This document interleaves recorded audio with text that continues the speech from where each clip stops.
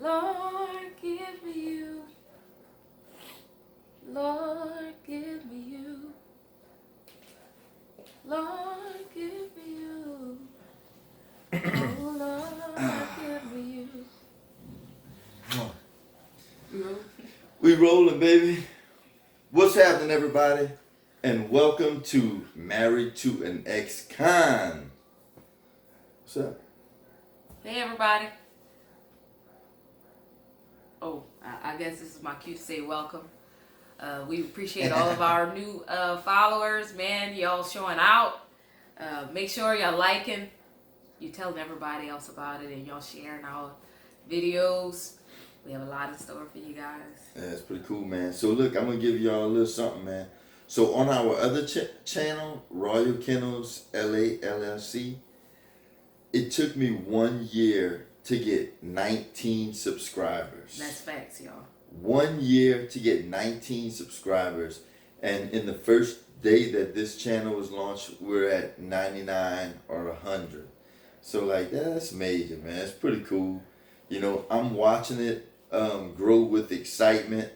I'm like, man, you know, trying to see who I recognize come on over to the channel. It's fresh, it's new, it's extremely exciting. You know, even though the channel, the Royal Kennels channel has a decent following, it's like super cool, man, to start at zero and watch all you guys join our journey.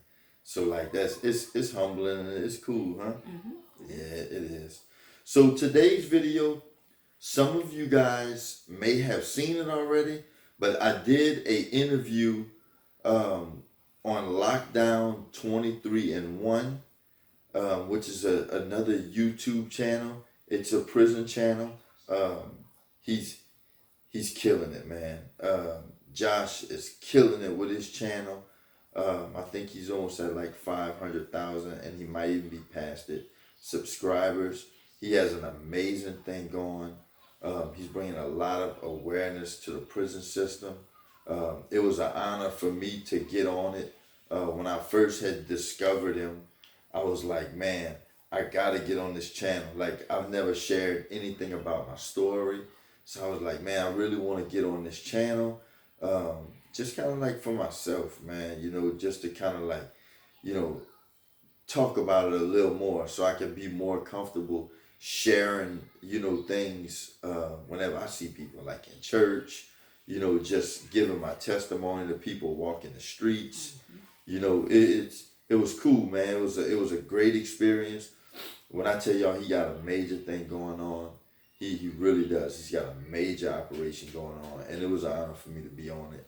And that's kind of like what motivated me to start this. You know, it kind of like put me in the right direction to move forward on our channel. And then one day I was like, man, I was at work, and I was talking to Jolene, and I was like, babe, you know, like we talking prison stuff right now, but our love story, I think, is like none other.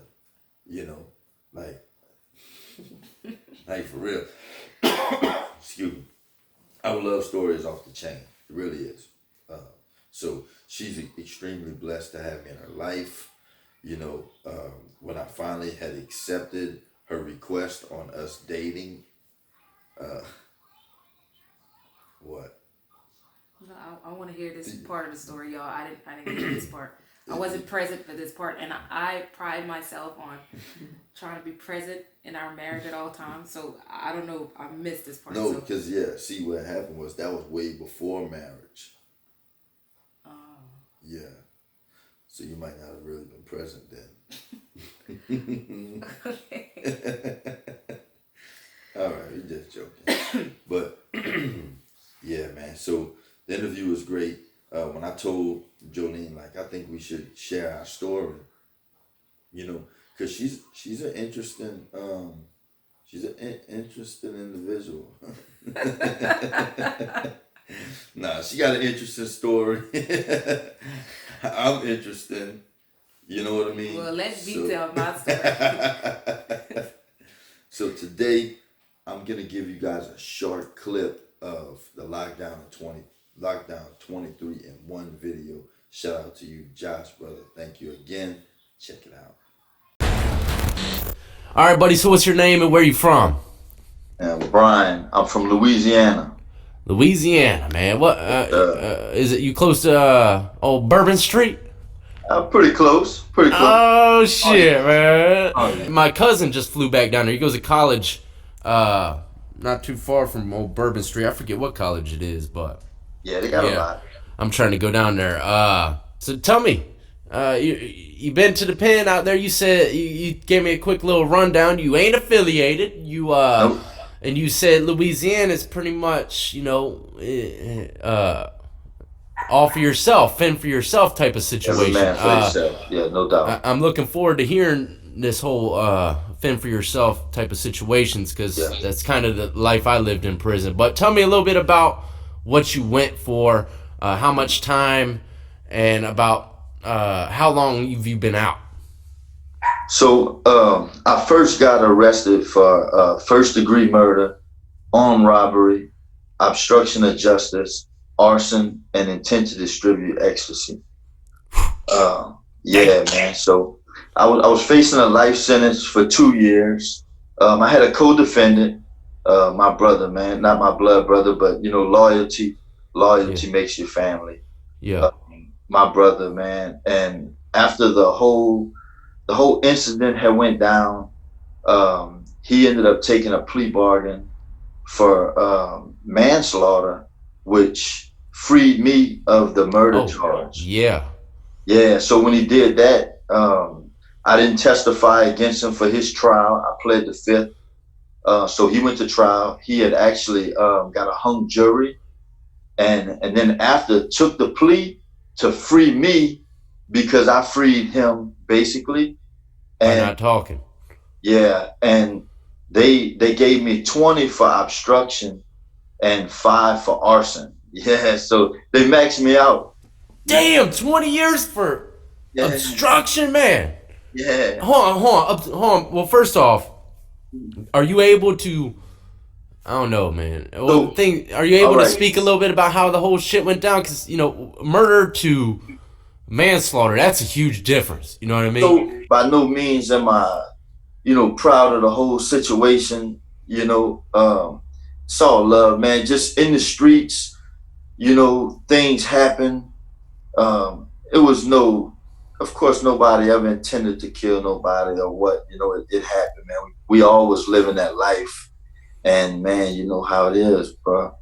Yeah, it just kind of fell into place. It did, man.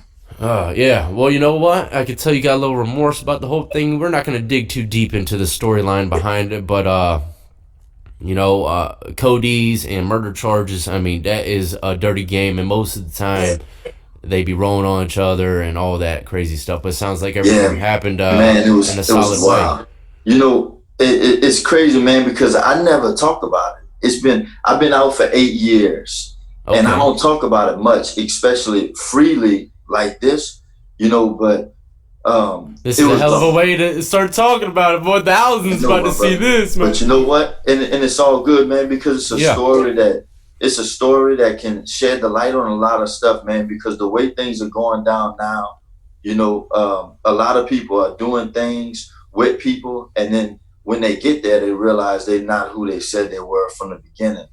And, for my brother, man, at one point in time, I thought I was going to take the life sentence for the situation. Either one of us could have got it. I'm thankful that I could be out today, man, and hold my head up high and walk the streets, and be a family man of integrity, bro, that I didn't, because facing a life sentence or a death penalty, man,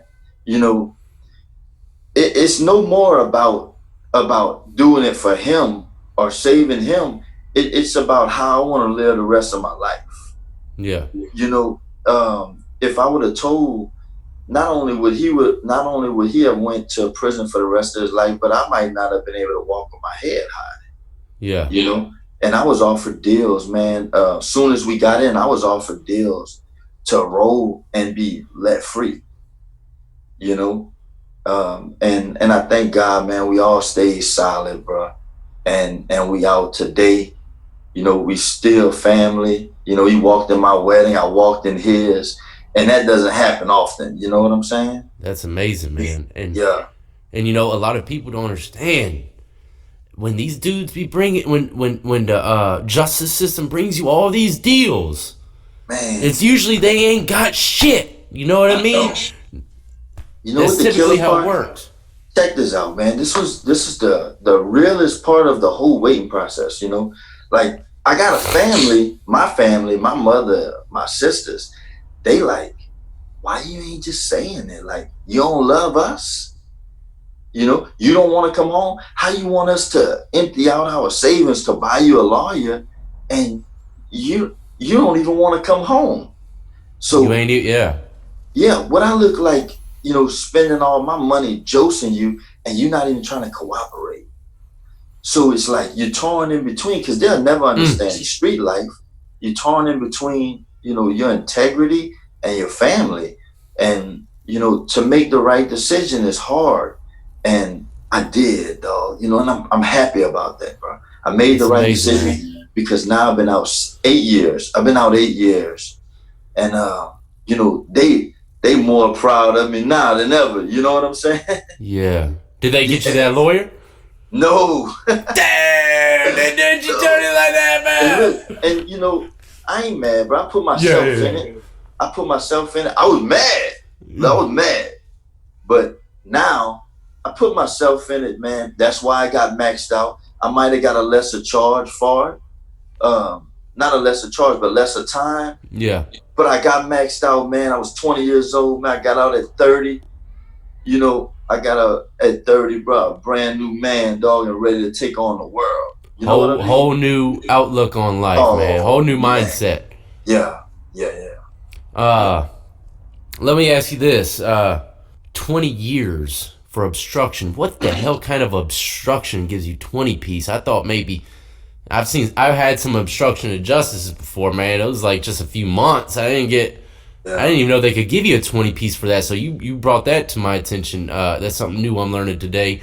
What the hell were along the lines of that? So when someone dying is involved and there's a body involved, like when you are moving a body or any type of evidence dealing with a murder, it carries 0 to 20 years.